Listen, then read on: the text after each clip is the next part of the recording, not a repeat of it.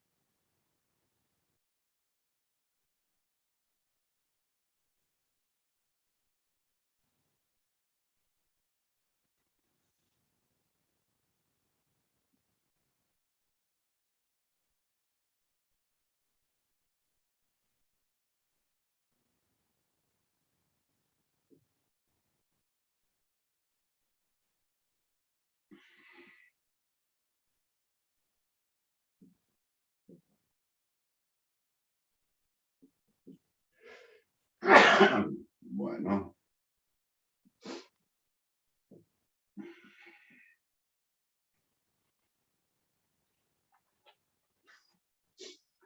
Bueno, ese circuito que tienen en la pizarra es el que se implementa para calibrar el circuito puente potenciométrico.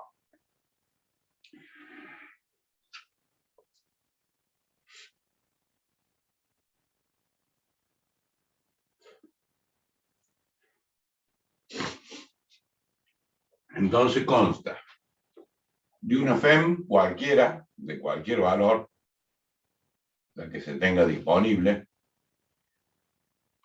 un reóstato que es una resistencia variable, eso es lo que indica la flechita esta, o sea, yo puedo incluir cualquier valor de resistencia entre los dos valores extremos que tiene esa resistencia variable, cuyo valor no me va a interesar,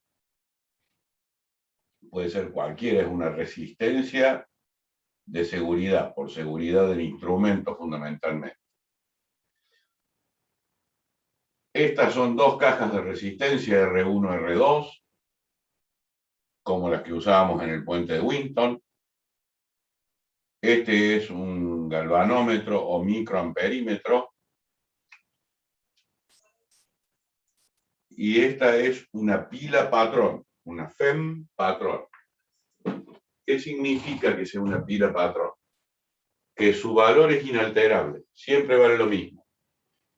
Se llama pila de Winston, como el puente de Winston. El mismo señor.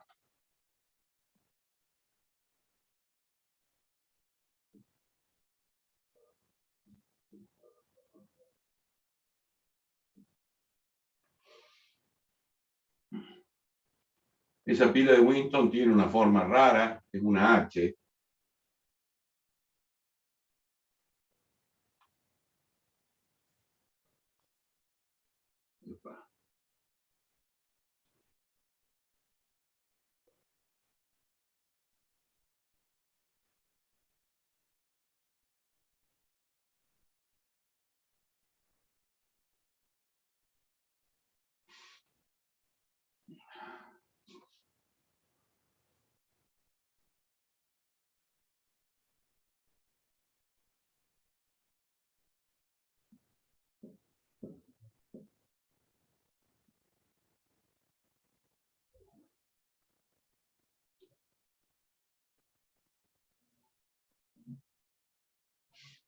Entonces, esta H normalmente es de vidrio, o sea que se puede ver lo que hay adentro. Acá tiene limaduras de un determinado metal y acá limaduras de otro metal, que es, por ejemplo, zinc y cobre. Entonces, en presencia de un electrolito, que es lo que llena la H, establecen una diferencia de potencial. Lamentablemente, dentro del programa, no figuran efecto Thomson, efecto Peltier, en fin, que son los efectos de los bimetales. O sea, cuando yo tengo un alambre de un material y otro alambre de otro material y los pongo en contacto estrecho a través de una soldadura, algo, se genera allí una diferencia de potencial porque no tienen los dos las mismas características. Entonces hay allí lo que se llama un potencial de contacto. Por ejemplo, haciendo uso del efecto Thomson, las termocuplas me permiten medir temperaturas en función del potencial de contacto de dos metales. Y eso es lo que se utiliza en los hornos para temperaturas del orden de los 800, 900 grados, no mucho más allá, dependiendo de cuál sea el bimetal, porque no lo tengo que fundir, obviamente. Y también se usan ustedes que la mayoría, creo que es así, son de sistemas, para los Peltier, que se utilizan como aire acondicionado para los microprocesadores. El efecto Peltier, si yo lo pongo al revés, en vez de producir calor en un sentido, produce frío en ese sentido, que no es otra cosa que el calor que saca de sobre el micro, y de esa manera es como si tuviera una fuente de aire acondicionado. Por favor, los micrófonos.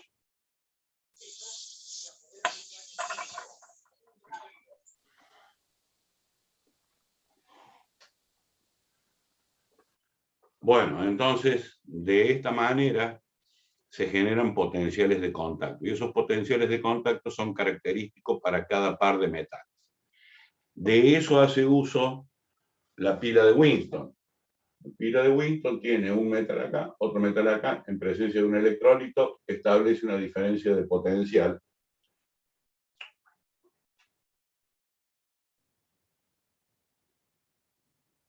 Y a esa pila la llamamos pila patrón. La pila patrón o pila de Winston siempre tiene el mismo potencial y son 1,018 volt. Este valor de 1,018 volt o 1018 milivolt es constante, no varía en el tiempo. En la facultad tenemos una pila patrón de estas y hace no sé los años que está. Yo era JTP y ya estaba. Y la he usado varias veces. Lo que pasa es que debe manipularse con mucho cuidado, en una caja, entre algodones, porque si rompo la ampolla se murió la pila. Bueno, esa pila es la que se utiliza acá. Con lo cual yo estoy garantizando un valor constante de 1,018 volt. Entonces, si yo conecto así al tuntum, corre riesgo esto. Entonces tendré que ir haciendo aproximaciones sucesivas. De todas maneras, el galvanómetro está para garantizar que la corriente que circula a través del galvanómetro, igual que en el puente de Winston, sea igual a cero. Que la corriente que circula por acá, en este sentido o en el otro sentido, sea cero, significa que la diferencia de potencial entre el punto A y el punto B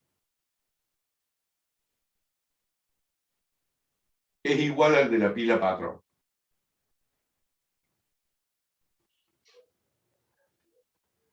Por lo tanto, por acá abajo no circula corriente. Entonces va a circular por acá arriba, así, una corriente que le vamos a llamar corriente de calibración.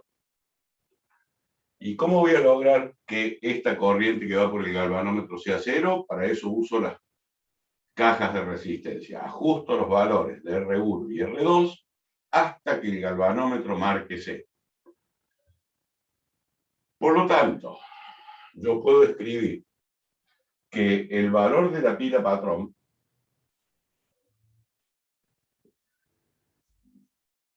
que es esta diferencia de potencial entre A y B, una vez que yo calibré el puente, va a ser igual al valor de R1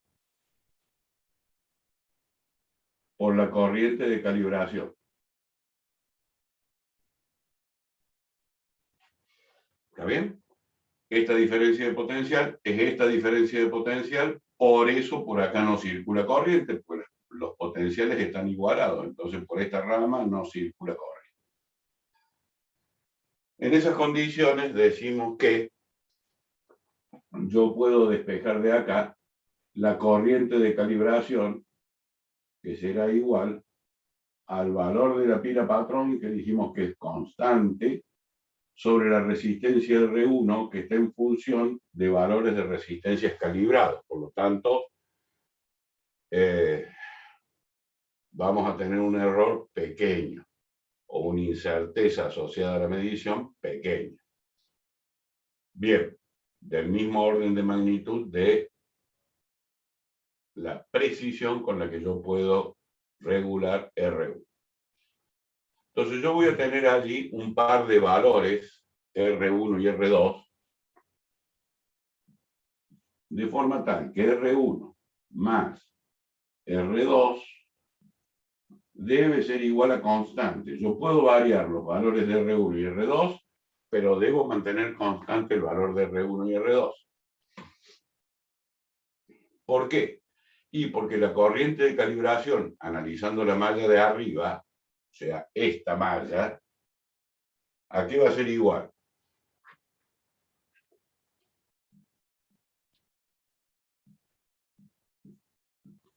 Al valor de la FEM que yo estoy usando allá arriba, que dije que no me interesaba cuál era su valor, porque en realidad la que me interesa es esta,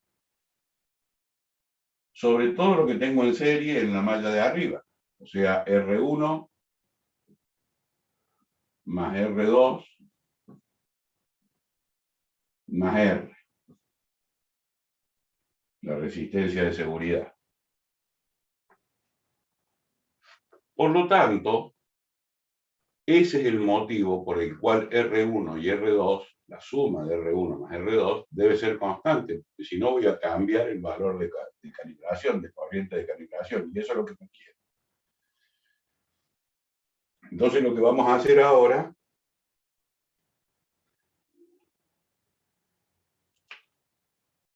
con el puente ya calibrado, reemplazo la pila patrón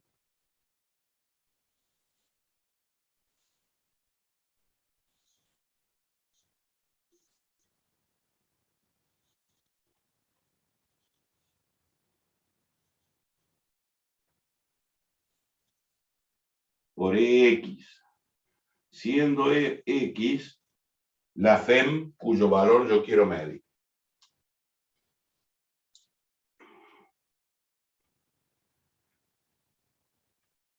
Entonces, quito la pila patrón, la reemplazo por la X y tengo que ajustar de nuevo el puente para que la I sub G sea igual a 0. Entonces voy a mover los valores de R1 y R2 de forma tal que la suma de los dos permanezca constante. Por lo tanto, yo voy a obtener un nuevo juego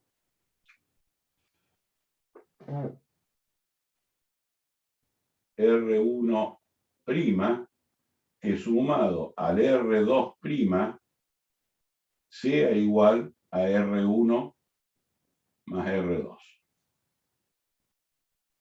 Entonces, cuando yo calcule la corriente de calibración en la malla de arriba, sea este juego de valores, o sea este juego de valores, el valor de la corriente de calibración no cambia. Ajá. Y entonces ahora X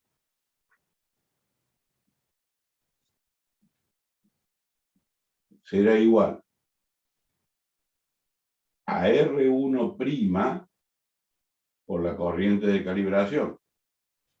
Hemos dicho que la corriente de calibración no cambia, por lo tanto, yo puedo escribir X igual a R1'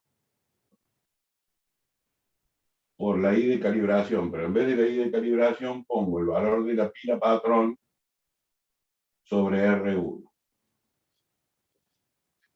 Por lo tanto, y finalmente para que quede ordenado como estamos acostumbrados a verlo, X es igual a R1' sobre R1 por el valor de la pila patrón.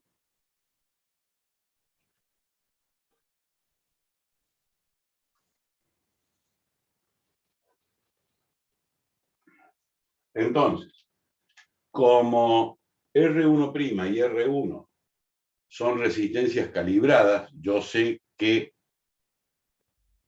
error asociado tengo en cada una de las cajas de resistencia.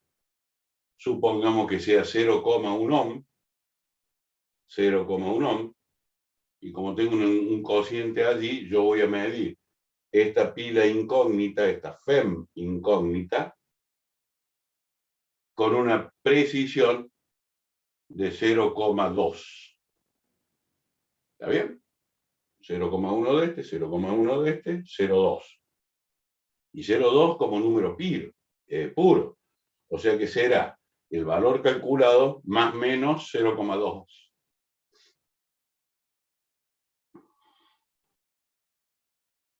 Bien. Ustedes podrían estar pensando, sobre todo los que tienen contacto con todas estas cuestiones, ¿y por qué no lo mide con un tester y se terminó la historia? Lo pongo en volt, mido la tensión de la pila, cuyo valor quiero conocer, y allí tengo su valor. Yo dije que íbamos a medir FEM. ¿Cómo era el concepto de FEM? Yo dispongo de la diferencia de potencial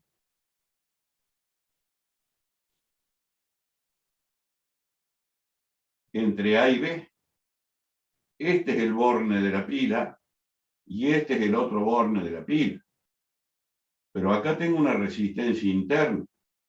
Y en esa resistencia interna se produce caída de tensión en función de la corriente que circule por acá. Por lo tanto, yo tengo que lograr que la corriente que circule por RI sea lo más chiquita posible. Porque si no, se va a producir caída de tensión acá y lo que yo voy a medir entre A y B no va a ser el valor de la FEM. Y para eso sirve esto. Les doy un ejemplo. Nosotros teníamos ahí en el laboratorio unas pilas viejas, ¿no? Ni sé cuántos años tenían de estar archivadas, tiradas allí en un cajón. Uno le medía con el tester y le daba 0,4, 0,5 con suerte, pero normalmente 0,4, alrededor de 0,4. Y uno leía lo que decía la pilita y decía 1,5. Entonces de 1,5 a 0,4, eso es porque la pila ya está totalmente gastada, no sirve para entregar energía.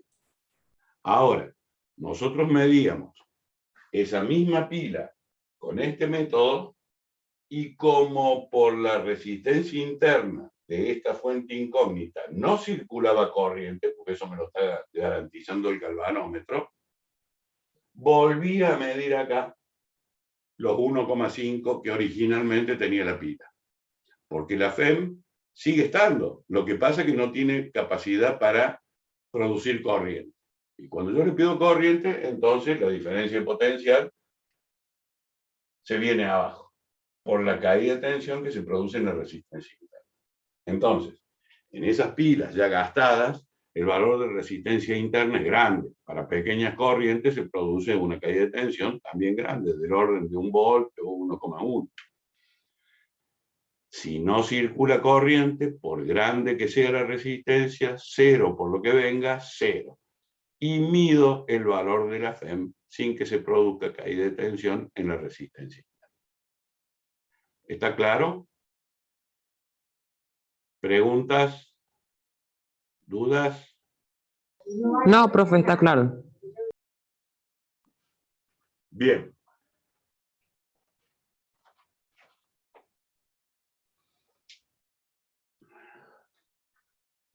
Bueno, entonces con esto terminamos toda la parte de electrodinámica, es decir, todo lo que sea corriente continua, circulación de corriente, diferencia de potencial, FEM, etcétera, etcétera. Toda la circuitería que hemos visto, resistencia en serie, paralelos, mixtos, las aplicaciones de la ley de Kirchhoff, etc. Pasamos a la segunda parte de electricidad. Disculpen, estoy medio atorado. Que es magnetismo. O sea, tercera parte del programa. Calor y termodinámica, electrostática, electrodinámica, magnetismo. Cuarta parte del programa. O tercera, ya ni sé qué es lo que cuento. Entonces, para este cuarto bloque, que le damos en llamar magnetismo, pero después ya vamos a ver que tiene sus subbloques, tenemos que empezar por entender a qué le llamamos magnetismo. O sea, esto que damos en llamar magnetismo, quien más, quien menos, tendrá pegada en la heladera de su casa, su mamá, su papá, ustedes, la novia, la esposa, etc. Los imancitos de los delivery. Es muy común que uno entre a una casa y la heladera está plagada de esos imancitos. Bien, ese es el fenómeno llamado magnetismo. O sea, sin que medie nada, yo lo acerco a una superficie metálica ferromagnética y se adhiere. Como las heladeras tienen su gabinete hecho de chapa de hierro, por eso se adhieren. Si los gabinetes fueran de plástico, no se pegan, porque no hay magnetismo entre los imancitos esos que vienen por la parte de atrás de la tarjeta y el plástico. Así que lo quiero poner sobre un gabinete de plástico, se cae. O sea que ya tengo una restricción, que es que sean gabinetes de chapa de hierro. Ajá. ¿Y por qué será eso? Historia. El magnetismo es tan viejo como los griegos, o sea, siglo V a.C. o más atrás todavía. En sus conquistas y en sus salidas, a la historia siempre le importan las guerras, quién contra quién, cuántos pelearon, cuántos murieron, en qué fecha fue. En realidad lo trascendente para nosotros, que estamos inmersos en la tecnología, lo trascendente es el conocimiento. Bueno, los griegos a través de sus guerras llegaron hasta lo que hoy conocemos como Rusia. Y Rusia tiene un accidente geográfico que divide Europa de Asia. ¿Cuál es ese accidente geográfico? ¿Se acuerda alguno? Con el perdón de las damas, ya saben lo que pienso. Están todos ignorando, por decirlo de alguna manera. Los montes Urales. Los montes Urales es una cadena montañosa que divide Europa de Asia.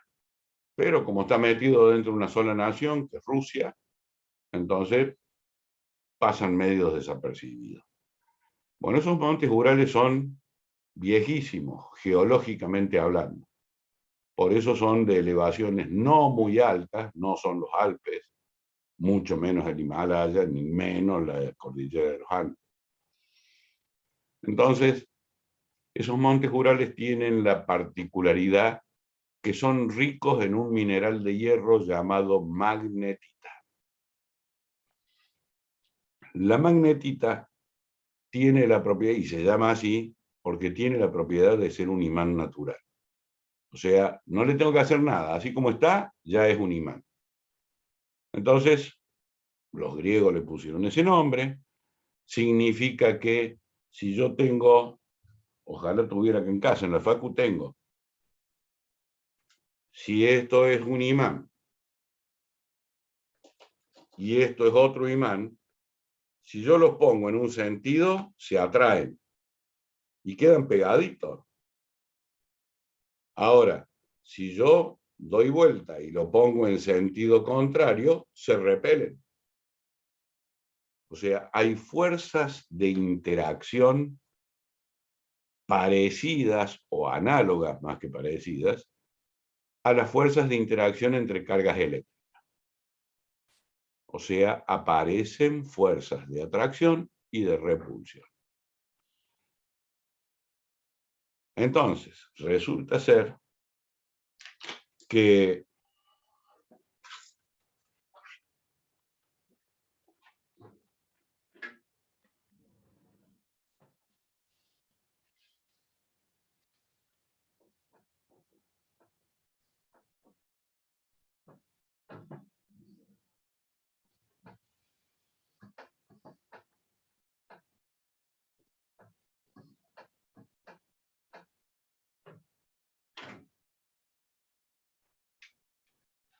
si yo tomo una barra imantada, y estas sillas son del tipo de las que tenemos en la facultad, que normalmente, más o menos por la mitad, tienen la mitad pintada de rojo y la otra mitad pintada de azul. Eso significa que yo acá tengo un polo norte y acá tengo un polo sur. Entonces, si yo tomo dos barras de estas,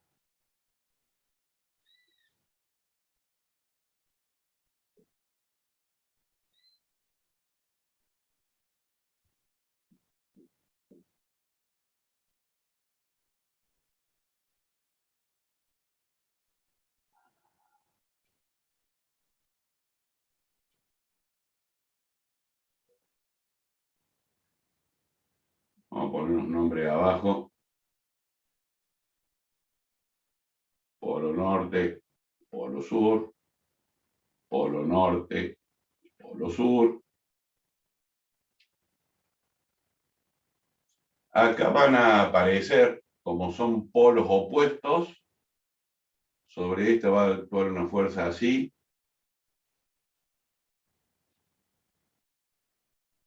y sobre esta otra va a actuar una fuerza así. O sea, fuerzas iguales y opuestas, pero de atracción sobre cada una de las barras. Dicho en otras palabras, la barra número 1 atrae a la número 2, o la barra número 2 atrae a la barra número 1. Pero, si yo las ubico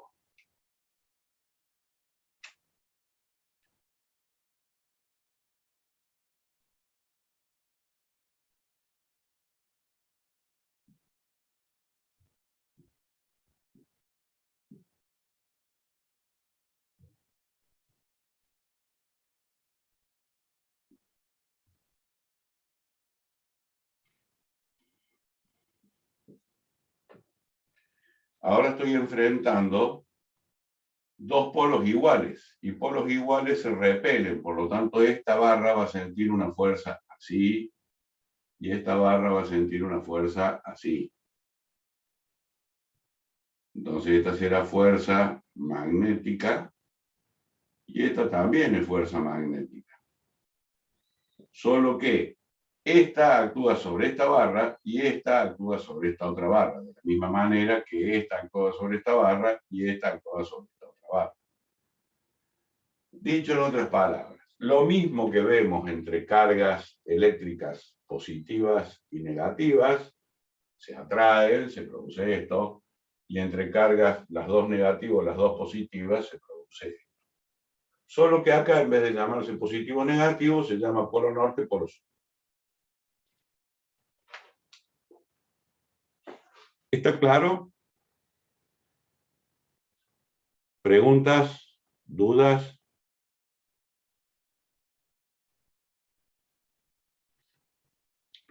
Repito, gracias a Dios, a mí me toca explicar fenómenos que ocurren libremente en la naturaleza. Por lo tanto, esto no es así porque se le ocurre a Niveiro. La naturaleza se comporta de esta manera. Entonces, habrá que empezar a estudiar cómo nos podemos beneficiar, la humanidad, a través del conocimiento de estas propiedades, de estos fenómenos que ocurren libremente en la naturaleza. Ahora bien, resulta ser que si yo fabrico una agujita imantada y la pongo en presencia, por ejemplo, la pongo en un corchito y al corchito lo hago flotar en agua, voy a ver que se va a empezar a mover. ¿Y por qué se mueve? Ah, porque el planeta Tierra tiene su propio campo magnético terrestre. Ah, sí, ¿y de dónde le viene ese campo magnético terrestre? ¿De qué está constituido el núcleo de la Tierra, del planeta Tierra?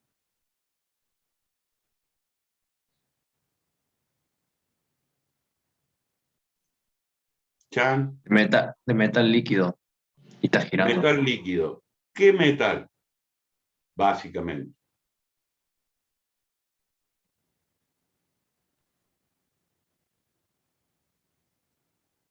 ¿El hierro? El hierro. Eso es lo que llamamos magma y es lo que emana por las chimeneas, por decirlo de manera, por los cráteres de los volcanes. Normalmente el magma viene de las profundidades terrestres, se encuentra en estado por lo menos pastoso, y cuanto más profundo voy, más se parece a estado líquido. Por lo tanto, allí aparecen cosas que para algunos pueden parecer raras, pero que en realidad no lo son. Y que además, gracias a la existencia de ellos, es factible la vida sobre la superficie de la Tierra. Porque si el campo magnético terrestre, junto con la atmósfera, pero básicamente el campo magnético terrestre, no nos protegiera de las radiaciones cósmicas, y ya estaríamos todos achicharrados.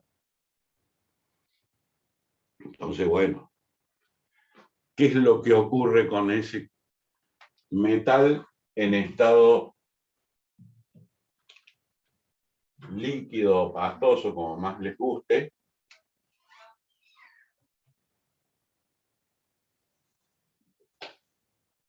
Si este es el planeta Tierra, este es su eje geográfico. ¿Y por qué eje geográfico? Y porque con respecto a este eje gira. Ese eje no está puesto vertical, tiene una cierta inclinación. Ajá. Entonces, para nosotros este es el polo norte y este es el polo sur. El núcleo de la Tierra contiene hierro, minerales de hierro en estado líquido o pastoso. Ahora, cuando la Tierra gira sobre su eje, ese líquido pastoso se va ordenando. ¿Y cómo se va ordenando? Así. se atraen y se van componiendo cristalitos norte-sur,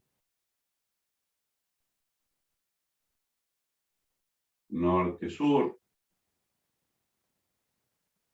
etcétera, un montón, no son uno o dos nomás. Y esto da por resultado un gran imán norte-sur. Por lo tanto, acá va a aparecer otro eje. ¿Y cómo sabemos que es otro y no es uno? Bueno, ahí vamos a la historia de nuevo. Por ahora, acéptenme de que se trata de otro eje que difiere un poco con el anterior.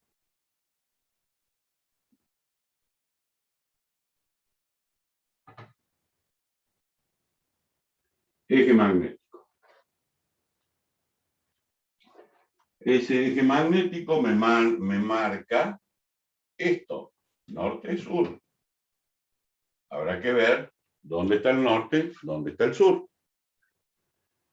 Y eso, insisto, se debe a que la Tierra se encuentra en movimiento de rotación con respecto a su eje. Entonces, cuando yo pongo un líquido a girar, se generan fenómenos físicos allí. Y como estos están magnetizados por el solo hecho de ser un mineral de hierro, generan estos dipolos chiquitos, norte-sur, norte-sur, norte-sur, que dan como resultado un campo magnético con un polo norte y un polo sur, perteneciente a ambos al mismo campo magnético. Ajá, bien. ¿Y cómo sabemos esto? De nuevo la historia. Hace por lo menos 1000 años, más de 1000 años, los chinos inventan la brújula. ¿Y qué es la brújula? Una agujita imantada, polo norte, polo sur, que yo le permito girar, por eso decía lo del corchito y flotando en agua, que gira y se orienta. Y entonces vemos que el polo norte de esta aguja, que yo sé bien dónde está,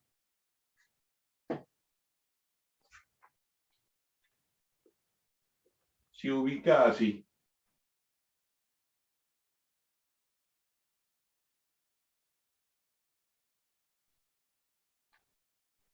Y este es el norte de la aguja y este es el sur.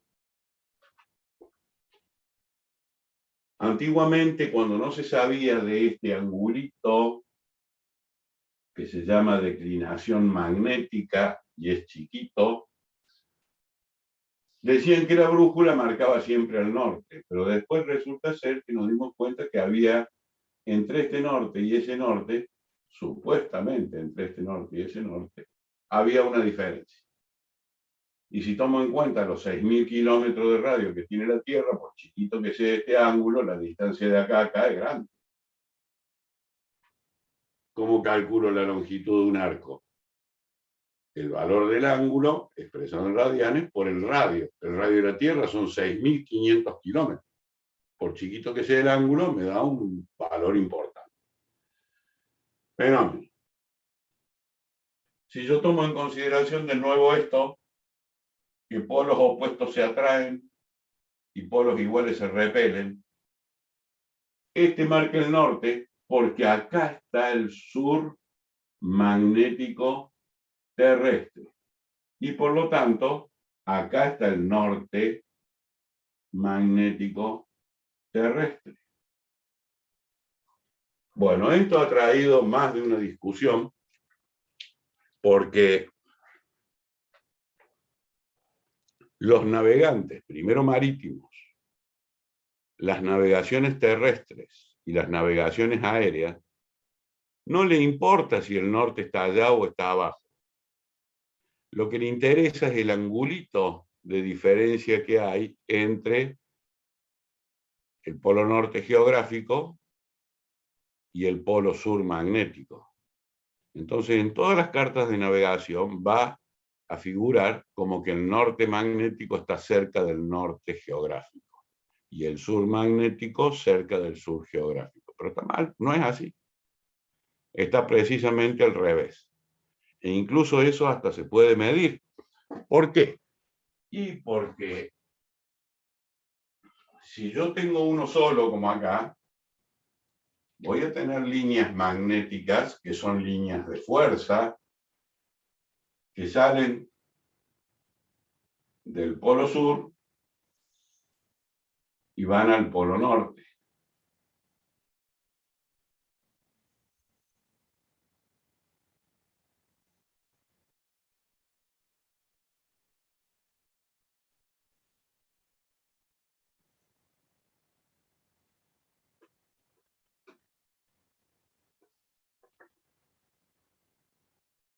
Dije al revés, ¿no? Las flechas están puestas al revés, disculpen, corrijo. Salen del polo norte y van al polo sur. Esta la había puesto bien. Entonces las líneas acá salen del norte geográfico y van al sur. Salen del norte magnético, diga bien, y van al polo sur. Y esto sí, yo puedo medir para dónde van.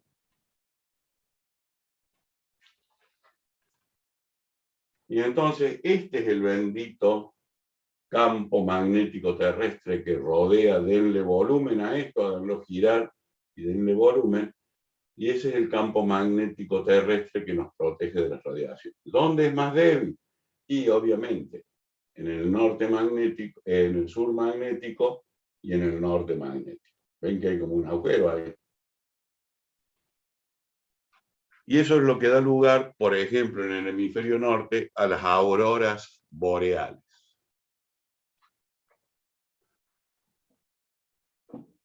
Ahora, más allá de toda discusión, la Tierra tiene su campo magnético, es medible.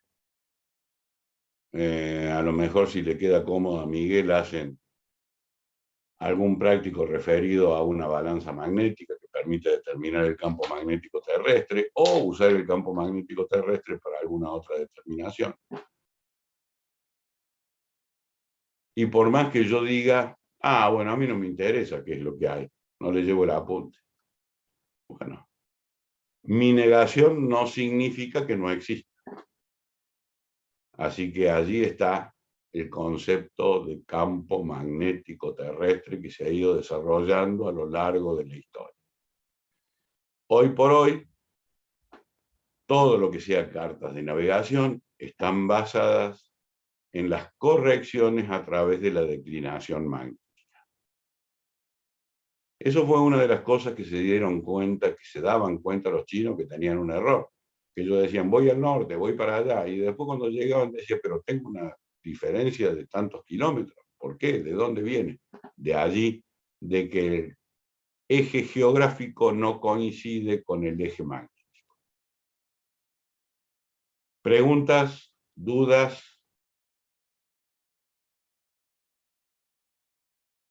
Bien. Toda esta introducción es para convencerlos de la existencia del campo magnético, terrestre o no terrestre, porque a su vez los distintos planetas tendrán su campo magnético que lo protege o, bueno, de alguna manera interactúa con los rayos cósmicos. Entonces, la Tierra tiene su propio campo magnético terrestre. A partir de allí no hay más discusión con respecto a si existe o no existe el campo magnético. Y entonces caemos de nuevo a la definición de campo. ¿Qué era el campo? El espacio vectorial del que se trate por unidad del elemento que lo produce. Bueno, entonces empezamos a tener que definir quién produce el campo magnético y de qué manera se genera ese campo magnético. Si sigo haciendo historia, diría que quienes estudiaron esto por primera vez enunciaron una analogía que sonaba muy lógica, pero bueno, tuvo sus memorias. Y esta gente pensó de la siguiente manera: si es que existen las cargas eléctricas que generan los campos eléctricos, deberán existir las cargas magnéticas que generan los campos magnéticos. Y en eso estuvieron entretenidos un montón de tiempo, un montón de años, hasta que llegaron a la conclusión de que las cargas magnéticas no existen. No hay cargas magnéticas, solamente hay cargas eléctricas. Por lo tanto, bueno, ¿quién genera el campo magnético? Y allí descubrieron que son las mismas cargas eléctricas puestas en movimiento las que generan los campos magnéticos. Y una carga eléctrica puesta en movimiento, ¿cómo le llamamos nosotros?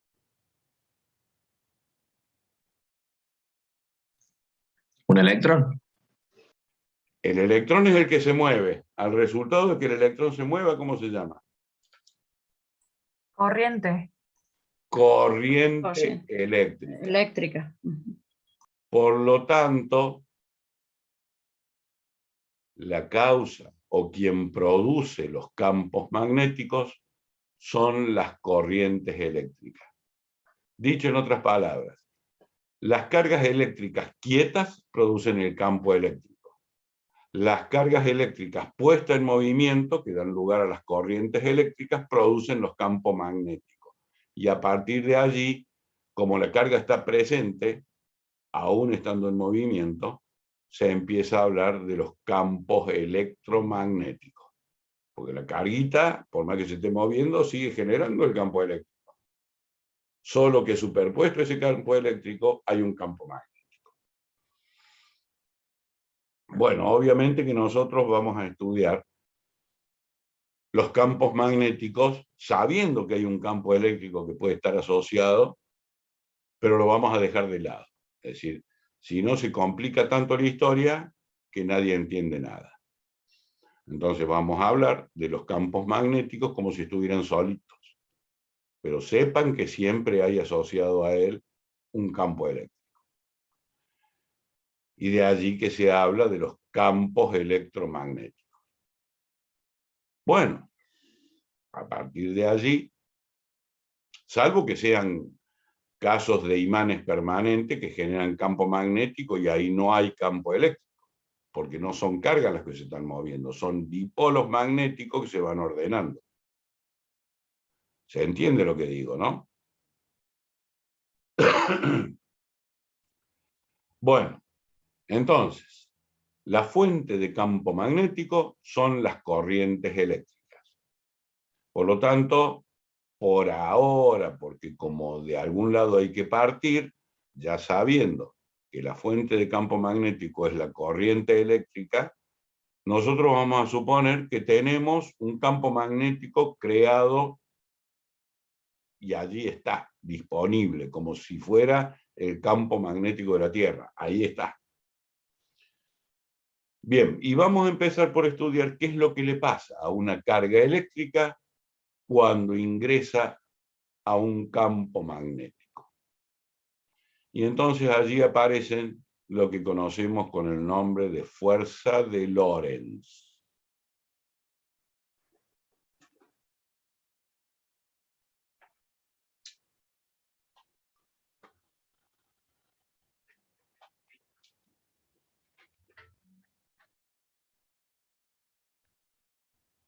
Si van a Serway, tomo 2, van a encontrar este dibujo mucho mejor hecho que el que acabo de hacer yo en la pizarra.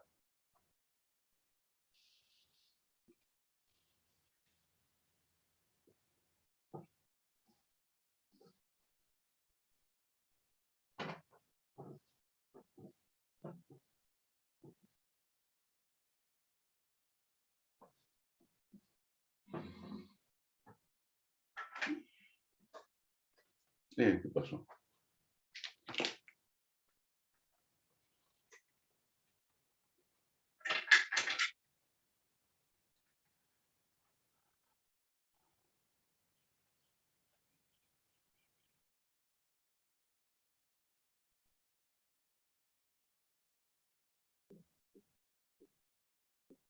Fuerzas de Lorentz. Las fuerzas de Lorentz, o a lo que le llamamos fuerza de Lorentz, tiene dos componentes.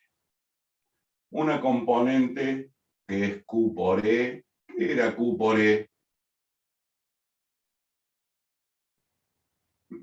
¿Qué es esto?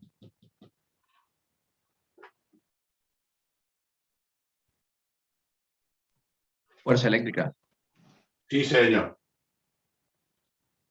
Más, o sea, la fuerza de Lorentz tiene una componente debido al campo eléctrico y una componente debido al campo magnético. Y esa componente debido al campo magnético es esa misma carguita que anda dando vueltas por allí, por V, esta vez es velocidad, producto vectorial el campo magnético imperante en una determinada región. Entonces, esta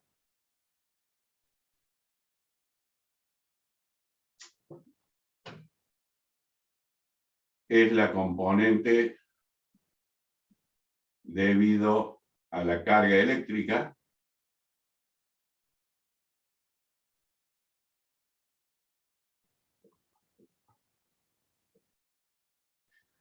y esta es la componente debida a los efectos magnéticos.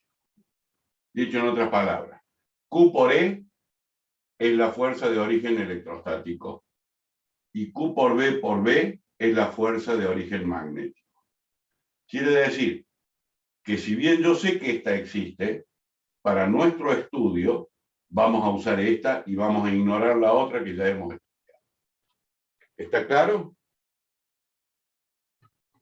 Por lo tanto, para nosotros y en resumen, lo que vamos a analizar son las componentes magnéticas de la fuerza de Lorentz, que es igual a la carga eléctrica por la velocidad producto vectorial en campo magnético. Este va a ser entonces ahora nuestro objeto de estudio.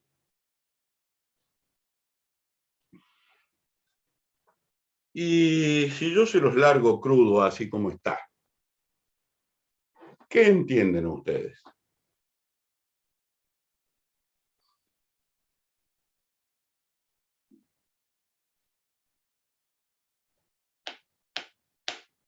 Vamos prendiendo micrófono y tirando, aunque sea bolazo.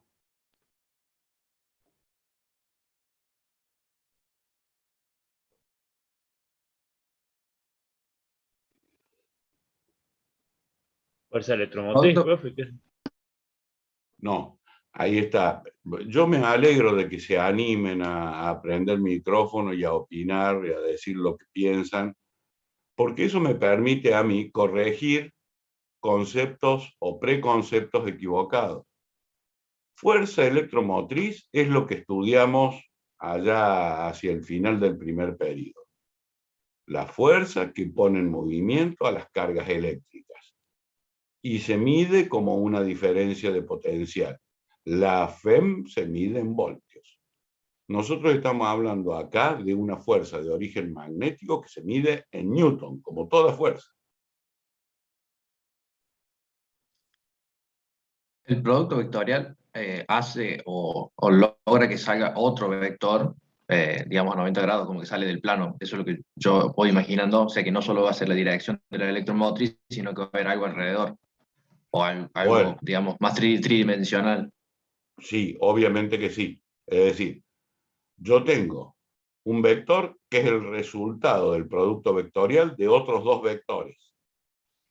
Por lo tanto, es cierto, ese resultado del producto vectorial de otros dos vectores va a ser simultáneamente perpendicular a los dos vectores que le dan origen. ¿Y cuáles son los dos vectores que le dan origen? Q por B, la carga por la velocidad, producto vectorial, el campo magnético. Entonces vamos a empezar a ver cómo se comporta eso. En realidad, estamos hablando de componentes de una fuerza. Por lo tanto, tenemos dos componentes, la debido al campo eléctrico y la debido al campo magnético. Pero al ser fuerzas ambas, se miden en Newton.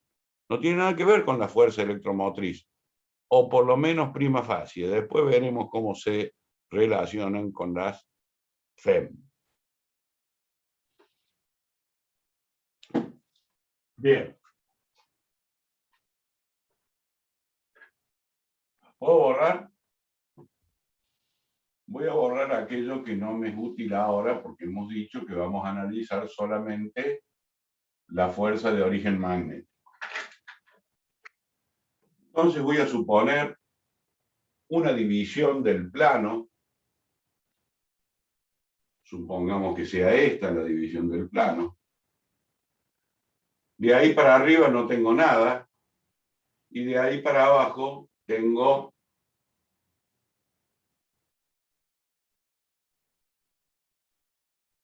un campo magnético uniforme.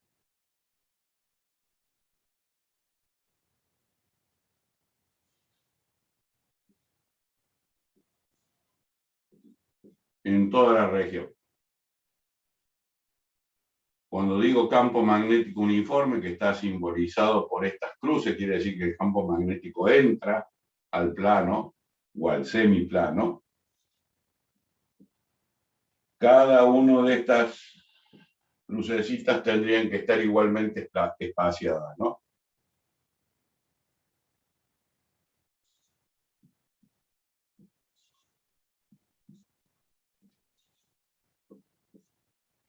Y este es mi campo magnético B.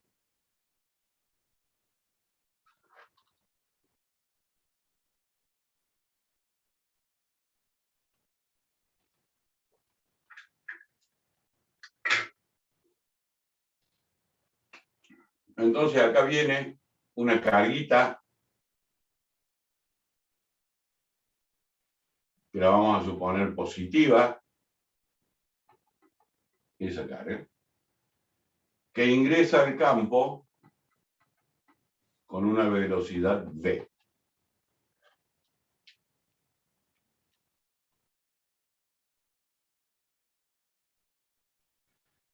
¿Qué le pasará a la carga?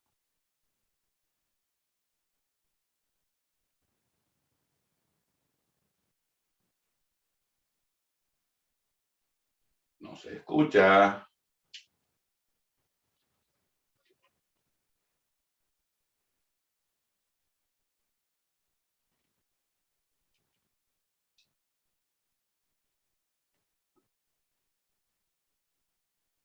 ¿Qué le pasará a esa carguita?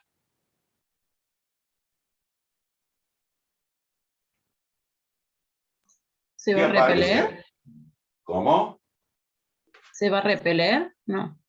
No sé si se va a repeler o se va a traer, porque no sé por quién. Pero ¿qué sí aparece actuando sobre ella?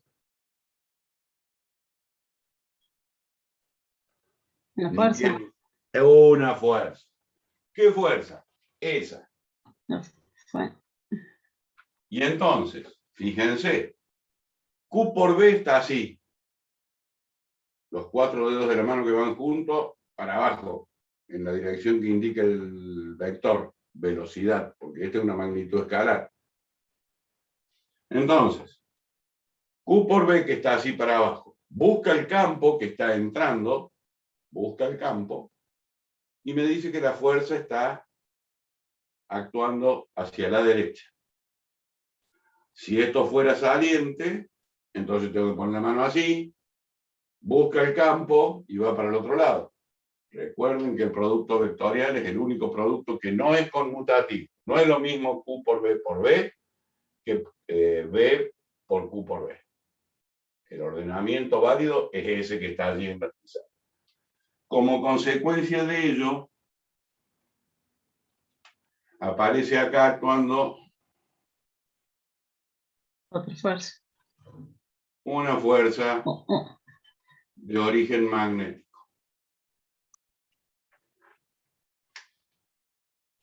¿Y entonces qué le va a pasar a la carguita? Se va a desplazar hacia la resultante. Se va a desplazar hacia allá. En todo momento. Hasta que salga del campo. Y entonces va a describir una trayectoria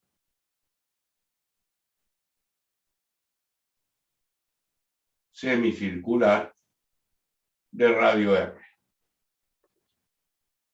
Y ustedes pues, están en todo su derecho de preguntarme ¿por qué? Y porque cuando se movió un cachito, la velocidad es tangente a la trayectoria. Y cuando se movió otro cachito, y cuando llegó acá, y cuando va por acá, y cuando va por acá, bueno, esta salió media. Y va a salir por acá. Todas estas son B. Bueno, esta que salió media fierucha. Ahí está un poco mejor. Es una velocidad tangencial de un movimiento circular uniforme. Esta también es B. Y entonces fíjense una cosa. Yo aplico de nuevo acá. Así, la fuerza para arriba. Así, la fuerza hacia el centro. Así, la fuerza hacia el centro. Quiere decir que la fuerza va a mantener el carácter de una fuerza centrípeta.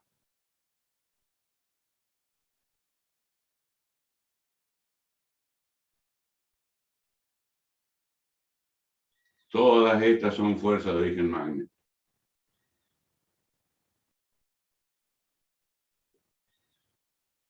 Y cuando se trata de una fuerza centrípeta, es porque el movimiento es circular.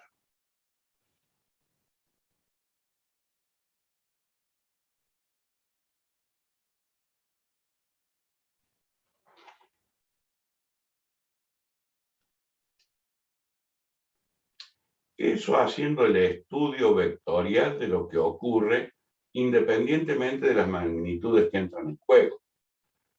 Pero, yo sé que esa fuerza de origen magnético, para que siga una trayectoria semicircular, punto a punto, acá, acá, acá, acá, acá, ahí, aparecen las fuerzas centrífugas. La centrípeta apunta hacia el centro. Supongamos que fuera esa. La centrífuga tiene la misma dirección, La misma dirección. el mismo módulo, pero sentido contrario. Sentido contrario. Al revés, digamos. Exacto. Quiere decir que acá voy a tener la centrífuga.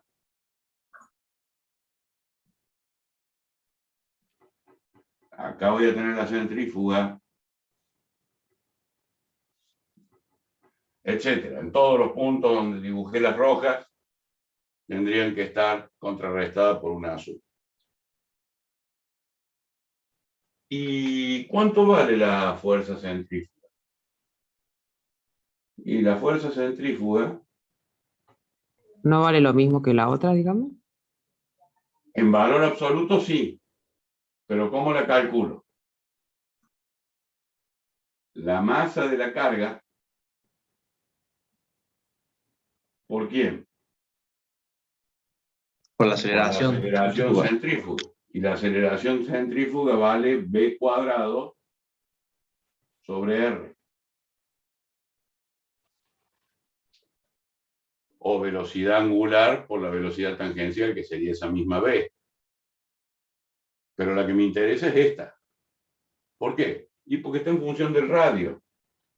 y de la velocidad. Suponiendo que yo conozco la carga, la velocidad y el campo, yo lo que quiero saber es cuánto vale R. O sea, el radio de la trayectoria que sigue la carguita en presencia de campo magnético. Entonces, el módulo de esta va a ser módulo, por eso no tiene flechita arriba, es igual a Q por B por el seno del ángulo comprendido. ¿Y cuánto vale el ángulo comprendido entre esta y el campo magnético que está así para adentro?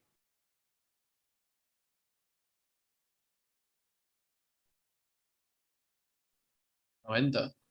90 grados. Por las dudas.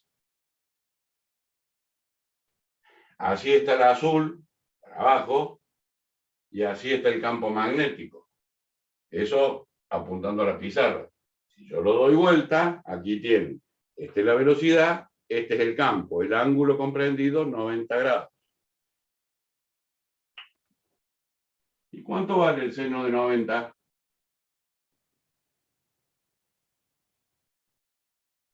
1. 1. Bien. Esto es igual a 1. Por lo tanto, la fuerza magnética tiene por módulo Q por B por B.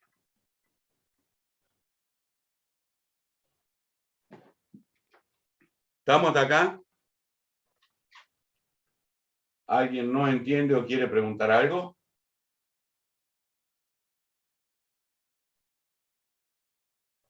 Yo sé, porque lo estoy viendo en la pizarra, de que esta y esta tienen sentido contrario. Pero como acá estoy hablando de módulo, no tiene flechita arriba, el módulo de esta y el módulo de esta son iguales. O sea, yo puedo escribir que la Que esas dos fuerza... fuerzas son iguales. Exactamente.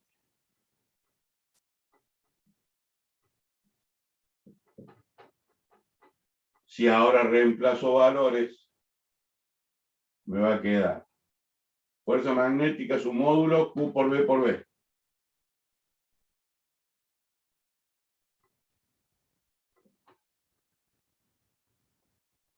Fuerza centrífuga, su módulo, masa de la carga, por B al cuadrado, sobre R. Entonces ahora simplifico lo que pueda simplificar. Acá dice B y acá dice B cuadrado. Por lo tanto, esta se va y de acá desaparece el cuadradito.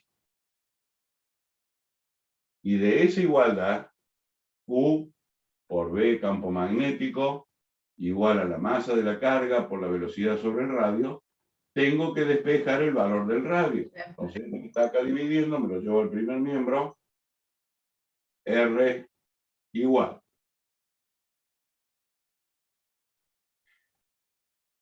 En el segundo miembro quedó para el numerador la masa de la carga por la velocidad con que la carga ingresa al campo. Y en el denominador se va este para allá, se va este para allá, me queda la carga por el campo magnético. Y ahí tengo el radio de la trayectoria en función de la carga, la masa, la velocidad con la que ingresa al campo y el valor del campo magnético. Profe, y de ahí sacaría las unidades del campo magnético. Porque tiene que ser en... No se apure, no galope, que hay agujero, le dijo un gaucho imprudente. No se apure. Yo estoy demostrando la existencia del campo magnético. Después vamos a ver cómo lo determinamos el campo magnético. ¿Está bien? Porque si lo quieren despejar de acá, van a meter la pata. ¿Por qué van a meter la pata? Porque esto es un producto vectorial. Por lo tanto, yo no puedo pasar de término. Supongamos que yo paso el Q por B dividiendo acá. No existe, no está definida la división vectorial. Por lo tanto, No lo puedo hacer. ¿Se entiende lo que digo, no? Sí, perfectamente. Bien.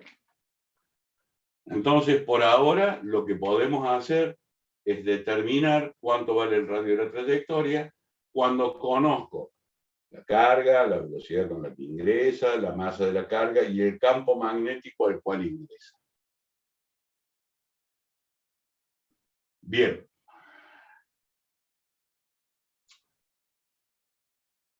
Ustedes están en todo su derecho de decirme, ¿cómo sabe que eso es así? ¿Quién le garantiza que si yo reproduzco esto en un laboratorio me va a dar una trayectoria cuyo radio sea R, ese que calculo allí? Bueno, primero tendremos que analizar algunas cositas. Y luego vamos a ir a eso que se llama experiencia de Thomson. O sea, ya alguien hace muchos años se preguntó cómo hacer para verificar que esto es cierto. E inventó una experiencia que le permitió corroborar. Entonces, la primera cuestión es que si yo tengo una trayectoria semicircular y pongo en juego masas, velocidades, voy a tener un trabajo. O sea, para llevar la carga desde este punto hasta ese punto voy a realizar un trabajo.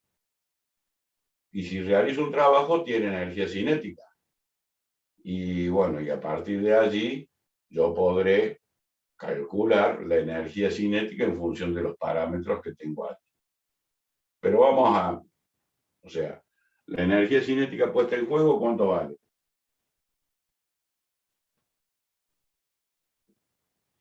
Como esta vale siempre lo mismo, porque al ser un movimiento circular uniforme, la velocidad tangencial vale siempre lo mismo, la masa de la carga es una constante, la masa del electrón o la masa del protón, yo puedo escribir que la energía cinética es igual a 1/2 de la masa de la carga por esa velocidad elevado al cuadrado. Y cuando yo determine el valor de velocidad en función del radio, del campo magnético y demás hierbas, quedará en función de los parámetros que pongo en juego acá. Entonces, si yo puedo medir el radio, puedo calcular cuál es la velocidad de entrada del campo. ¿Sí? Esto lo mido, ya les dije que vamos a ver después la experiencia de Thomson. Esto es constante para el electrón y para el protón. Esto también es constante para el electrón y el protón. Y este viene dado. Por lo tanto, si yo mido esto, puedo calcular eso.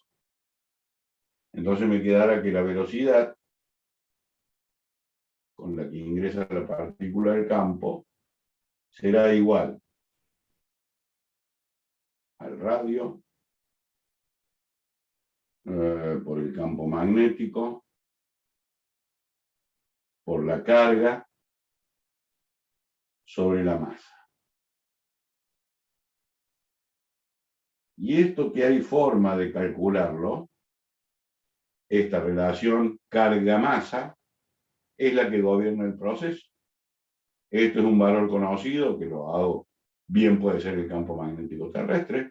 El radio de la trayectoria, hago la experiencia y lo mido, por lo tanto puedo calcular la velocidad así. Y entonces con ese valor de velocidad, entrar a la ecuación de la energía cinética y decir que la energía cinética es igual a 1/2 de la masa de la carga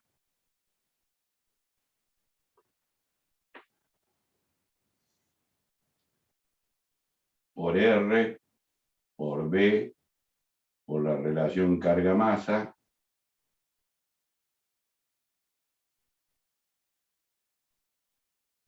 todo esto elevado al cuadrado. Y entonces, simplificando esto con una de esas dos, me va a quedar que la energía cinética es igual a 1/2. Esta masa se va con una de allí, por lo tanto me va a quedar R V sobre la masa de la carga, y esto, RBQ, es lo que está elevado al cuadrado. Ya el denominador no está elevado al cuadrado.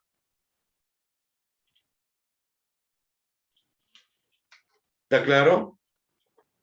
Y fíjense que ahí tienen la energía cinética en función de todos los parámetros que participan en el proceso. El radio de la trayectoria, el campo magnético al que ingresa la carga, el valor de la carga y el valor de la masa de esa carga. ¿Se entendió?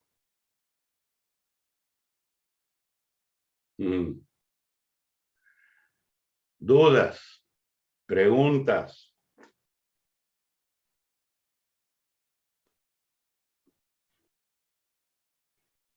Hable ahora o calle para siempre, ¿eh? Profe, no sé si ya lo dijo o no. ¿El campo magnético es siempre constante? No. ¿No hay mayor densidad en alguna parte? Claro. A ver, cuando usted se sitúa en un lugar geográfico, Ciudad de Córdoba, tiene su longitud, su latitud, en un determinado punto, el laboratorio de la Facultad de Ingeniería de la Facultad Regional Córdoba de la UTN. Tiene sus coordenadas. Allí el campo magnético terrestre está estipulado, es decir, tiene un único valor.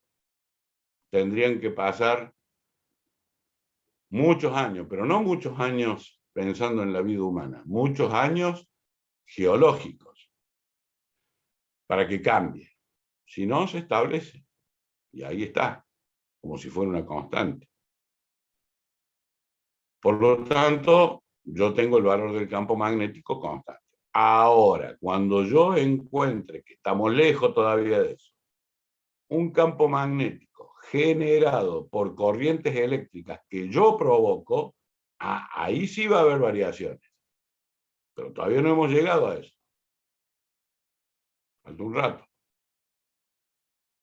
¿Se entiende lo que digo o no? Sí, sí se entiende. Bien, en esa ecuación que está allí, para nosotros, ahora, acá, el radio de la trayectoria es uno solo, porque la trayectoria es una. El valor del campo es uno solo, el campo magnético terrestre en ese lugar geográfico. El valor de la carga es uno solo, o es un electrón o es un protón. Como dije que la carguita que entraba acá era positiva, es un protón. La masa del protón también es conocida. O sea, estamos en presencia de todas constantes, o porque es un caso particular, o porque son constantes notables de la física o de la química, como la carga del protón y la masa del protón. Pero para nosotros esto permanece constante porque es una sola trayectoria, por lo tanto tiene un único radio. El campo magnético es el de un solo lugar, por lo tanto hay un único campo allí.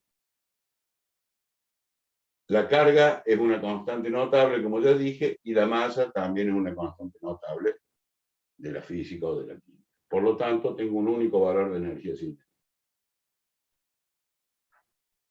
¿Se entendió?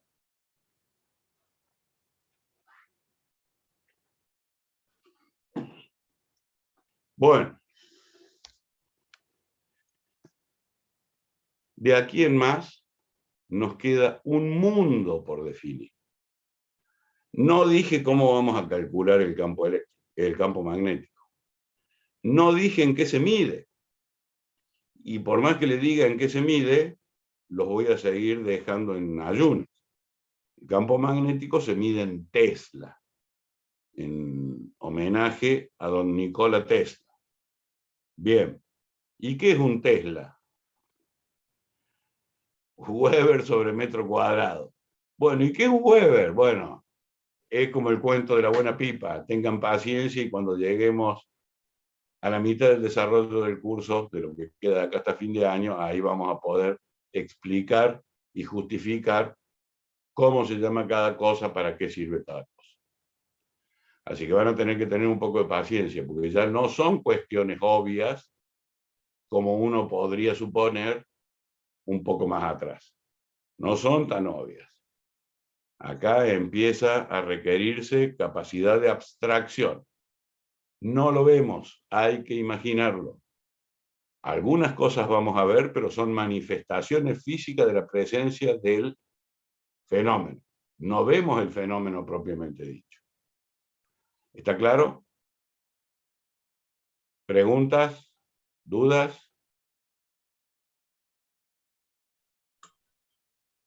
Bueno, recomiendo releer, repasar todo esto para el lunes que viene, porque si se empiezan a quedar con dudas de acá para adelante no van a entender nada. Así que bueno, que tengan linda semana, cariños para todos, y no se dejen estar porque después no se puede recuperar. Perfecto. Corto la No, profe, grabación. nos vemos. Nos vemos. Recording Dale, stopped. eso. Listo. Corto la Bueno, grabación. nos vemos, que anden bien. Chao, profe. Buena semana. Chao, nos vemos, Chao, chicos. profe. Nos vemos, igual para Gracias. ustedes. Chao, profe, nos vemos.